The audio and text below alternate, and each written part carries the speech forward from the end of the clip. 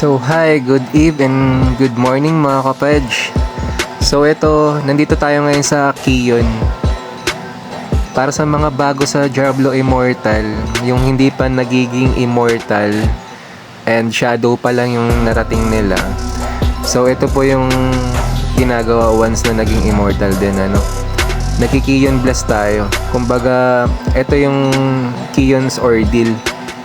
Dito kami nagbi-bless pag mga immortal. Sa shadow naman, blessing. Pagdating dun sa sa ano bang hole yun? Basta dun sa may assembly. Dun naman yung blessing ng mga shadow. Kapag immortal ka naman, dito tayo sa loob ng immortal ascension na tatawag dun. Ayan. So dito sa Kion ordeal, so, di ba papatayin natin yung monster dun or yung mobs. After nun, magbi-bless tayo dito. Magbibigay yung Kion ordeal ng mga item at reward.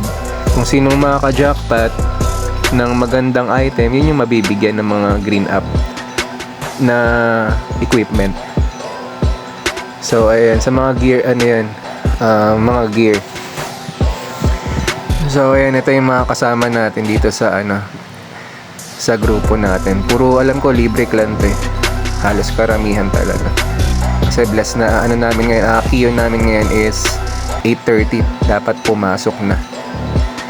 So ito naman, alam ko parang may 6 na dito eh, na Kion. Pupwesto ko lang dun sa may bilog na yan para ma-bless ka ng ng item na maibibigay sa'yo. Reward yun kung sino mananalo.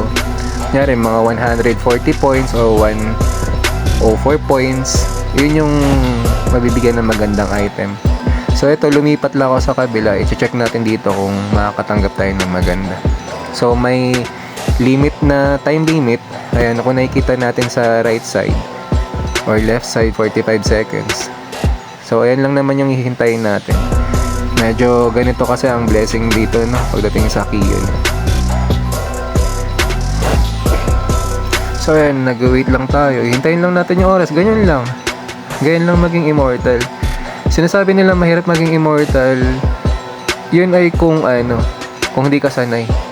Pero kung sanay ka naman maging immortal, yung clan mo na yun halos palaging nagiging immortal, nananalo lagi sa war, masasanay ka rin naman talaga. Marami lang talagang gawain kasi may mga daily tasks eh. Lalo na kailangan kompletuhin mo rin siya. Yung mga weekly task, ganyan. So yan, 57 points tayo, mababa yun. Ang nakakuha si X-Kilter ba yun? Ayan. Yun yung nakakuha ng magandang item. Siya yung, kumbaga lottery kasi rin to mga kapadge. Kung sino yung mabibigyan ng magandang item. So lumipat ulit tayo dito sa may kabila. Ito yung mystery shoulder na makukuha natin once na mag-bless or mag-lottery. So yun, madali lang naman maging immortal. Masaya rin maging immortal kasi tawag dito. Ayan, syempre pag immortal ka rin pala, yung pangalan ng clan nyo magiging yellow na yun. Pag shadow kasi kulay green. So kung nakikita nyo yan, yung TKRBRDR tapos libre, dilaw na yung natin, diba? Yellow na yung libre na tag name natin sa clan kasi immortal na yan, ibig sabihin. Pag shadow, kulay green na yan. Para sa mga hindi lang nakakalam ng na hindi pa naging immortal dito sa DI, yan lang naman yung mga gawain. Tapos, syempre, may pa yan, may Kiyo, may Corvus. Ayan, yun yung mga ginagawa din. Sa Corvus naman, parang naman yun. May question lang doon na sasagutan mo.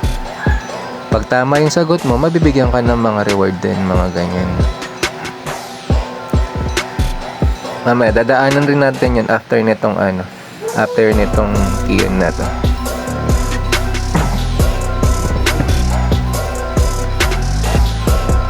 So, lumipat tayo sa kabila. 37 seconds.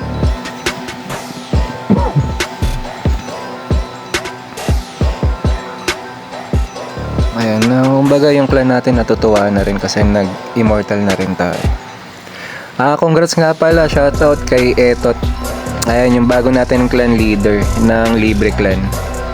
Shoutout sa'yo, pare ko matulungin na si Etot. Napaka, matulungin pagdating yan sa mga warband raid ko. Tinutulungan din ako niya, pati kay Wow Hattori. Halos lahat naman ng Pero yung madas ko nakakasama yan si Etot, si Wow Hattori. Ayan, mga napapasama si Layong, sino pa ba? Basta madami din mga nagtutumutulong sa atin. Kaso ito sa Etot kasi medyo mataas na yung nito resonance nito, kaya na magbuhat So ayan, natapos na yung natin, dominance, then yung blessing. So pwede na tayong lumabas dito sa Kiyon. Tapos parang pakita ko na lang, libutin na lang natin tong immortal na lugar. Ayan. So ayan, ito yung Kiyon. Lang naman, malit lang, check natin yung mapa kung papakita ko sa inyo mga kapatch, para sa mga hindi pa nagiging immortal. Ayan, yan lang naman, Rite of Exile, Immortal Vault, Enter Kiyon Ordeal. Ayan. Parang pa-cross lang yun. Dito naman, yung ROE. Dito naglalaban yung Shadow, pati yung Immortal. Yan dyan sa lugar na yan. So, kapag nandito ka naman sa may left side, dito naman nag-vault. Dito naman yung naglalaban rin yung Immortal, pati ng mga Shadow. Yan. Kailangan din yan kasi nagkakaroon din tayo ng mga points dyan. Mas na pinapasok din natin yan. At meron pa dito pala sa gitna, ito mga kapadge. Dito naman yung natin, yung crown yan ng mga immortal. Then ito yung officer ng Corvus. Yan yung sinasabi ko sa inyo na may mga question dyan, kailangan masagutan. Para madali lang naman yun. Gayahin nyo lang yung tamang sagot dun mga kapadge. So ayan, napakita na natin yung immortal place. Thank you.